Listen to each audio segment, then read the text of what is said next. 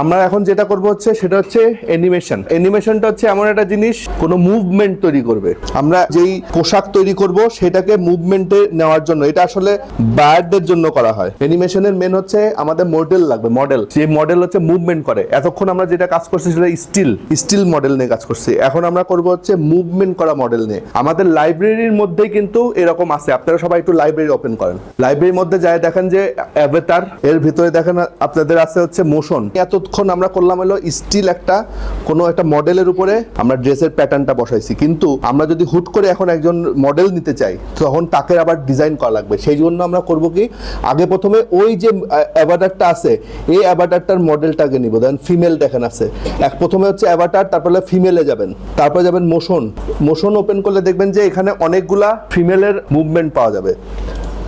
এই অ্যাভাটারটাকে নিছি।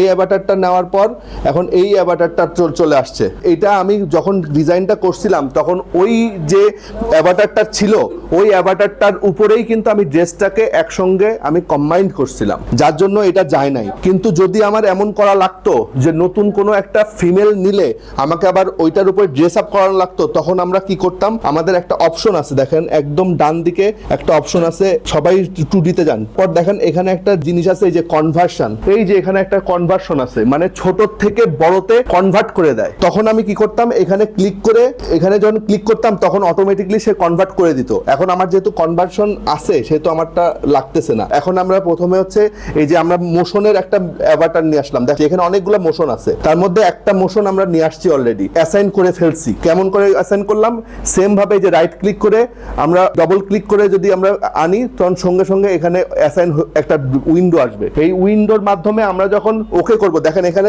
Second count করতে বলছে, কত সেকেন্ডের সে মোশন করবে। এইটার উপরে একটা ছোট্ট একটা ইয়ে আসছে যে কত মোশন কত সেকেন্ডে করবে। যখন আমি এটা অ্যাসাইন করব কোন একটা মোশন, তখন আমাকে কত সেকেন্ড করতে হবে সেটা আমাকে উল্লেখ করে দিতে হবে। আমি মনে করেন 20 সেকেন্ড অথবা 30 সেকেন্ডই রাখলাম সাপোজ, রেখে যখন আমি ওকে করব তখন তার মুভমেন্টটা কিউতে যাবে। আপনারা যখন দেখবেন যে আমরা যে অ্যানিমেশনটা করবো এটা তো ফ্যাশন শো অ্যানিমেশন। এখন কোন একটা ফ্যাশন শোতে গেলে দেখবেন যে কিউ নামে একটা সেন্টেন্স আছে, যেটা হলো যারা প্রথমে লাইন ধরে কোনো মেয়েরা দাঁড়ায় থাকে, ওরা একজন একজন করে মনে করেন যে সবাই লাইন আপ করে করে আসে, তাদের ড্রেস আপ দেখায়, আবার সেভাবে চলে যায়। তো এইটাই হচ্ছে এখানকার মূল অ্যানিমেশনের ইয়া, সেটা হচ্ছে আমরা এটাকে ফ্যাশন শো করব। তো ফ্যাশন শো যখন এই লেডিসটা যখন চলে আসলো, আসার পর আমাদেরকে এখানে অ্যানিমেশনে যেতে হবে। এখানে লেখা আছে দেখেন সিমুলেশন, অ্যানিমেশন, প্রিন্ট লেআউট, এখানে কিন্তু এক একটা কিন্তু কার্যক্রম। তারপরে মনে করেন যে ইউভি এডিটর, এগুলো হচ্ছে অন্য কাজের জন্য।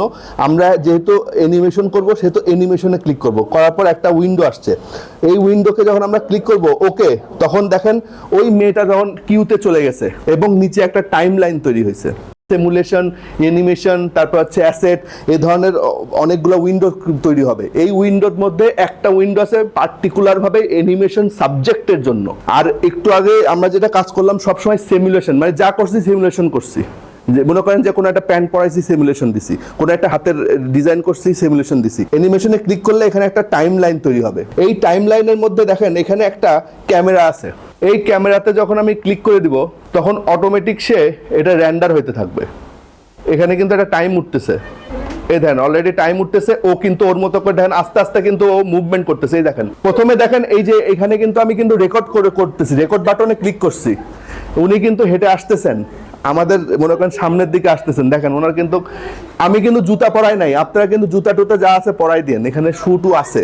আপনারা যত ট্রাই করবেন যত কিছু করবেন এটা আস্তে আস্তে হতে থাকবে। শেষ, প্রত্যেকটা ইয়েতে কিন্তু ক্লিক করতেছে, প্রত্যেকটা কিন্তু ক্লিক করতেছে। এখন আপনারা বলতে পারেন যে এটা কি আমরা বানাইছি কি না, এটা হচ্ছে যারা ক্লোজ সফটওয়্যার ডেভেলপ করে তারা এরকম আপডেট করে বহু রকমের এরকম মডেল রেখে দিছে। এইরকম প্রায় 5000 মডেলও থাকতে পারে অথবা 2000 মডেলও থাকতে পারে। কিন্তু কিছু আছে পেইড, কিছু আছে হচ্ছে আপনার মানে আনপেড, ফ্রি। এখন এখানকার মধ্যে কিছু ফ্রি ঢুকাই দিছে। আবার আমি আপনাকে আজকে বলে দেবো যে কোন সাইডে যে আপনারা এগুলো ডাউনলোড করে নেবেন। তবে হ্যাঁ, এই ড্রেসটা কিন্তু আমি পড়াইছি। ড্রেস আপনি আপনার মতো করে যা পড়ান নো প্রবলেম, ওইটাকেই আপনি মনে করেন ওইটাকেই রান করাই দিবেন এবং ওইটা অনুযায়ী সে রান হতে থাকবে। এখন কিন্তু ব্যাগ চলে যাচ্ছে। আমরা কিন্তু এর মধ্যে স্টেজ দিই নাই, এরপর স্টেজ দিব। স্টেজ দিলে হয়তো বা পিসিটা একটু ভারী হবে, কারণ যত আমি এলিমেন্ট ঢুকাবো তত পিসিটা ভারী হতে থাকবে। এই জন্য আমি আগে প্রথমে ফ্রিলি রান করাইছি। এখন আপনি স্টেজে বসাইতে পারেন, যেমন মনে করেন কোনো একটা কর্পোরেট জায়গায় বসাইতে পারবেন, ডিপেন্ড অন ইউ, বাট আপনাদের ডাউনলোড করতে হবে। ও চলে গেল কিন্তু কিউতে ওর শেষ। এখন যদি আপনারা যদি একটু পর্যন্ত রাখতে চান, একটু পর্যন্ত রাখতে পারবেন। এই যে এখানে ক্লিক করে দিলে, কিন্তু আমি চাচ্ছি যে এটা ফুল শেষ হোক। এই যে শেষ, এটাকে শেষ করে দিলাম। এখন আমরা শুরু থেকে এসে এখন যদি আমরা রেকর্ডটা দেখতে চাই, তাহলে কি হয়েছে, এখন কিন্তু একটু দ্রুত করবে, দেখেন একটু দ্রুত করতেছে, কারণ তখন র্যান্ডার হচ্ছিল বলে একটু টাইম লাগছে, এখন আরেকটু ফাস্ট মুভ করতেছে। এখন আমরা দেখি স্টেজ যদি আমরা অ্যাড করি তাহলে কি হয়। আপনারা দেখেন এখানে একটা অপশন আছে আবার স্টেজ। এখন এই স্টেজের উপর ডবল ক্লিক করলে দেখবেন যে অনেক ধরনের স্টেজ আছে। এই স্টেজ আমি ডাবল ক্লিক করলাম, ডাবল ক্লিক করে অ্যাড করব, অ্যাড।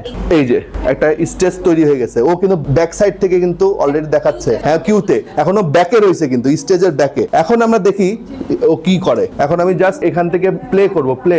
আগের মতোই আমরা ক্যামেরা অন করছি, আর ও স্টেজের মধ্যে হেঁটে হেঁটে আসতেছে। তাহলে এটা কি আপনার ক্লিয়ার, এই অ্যানিমেশনটা?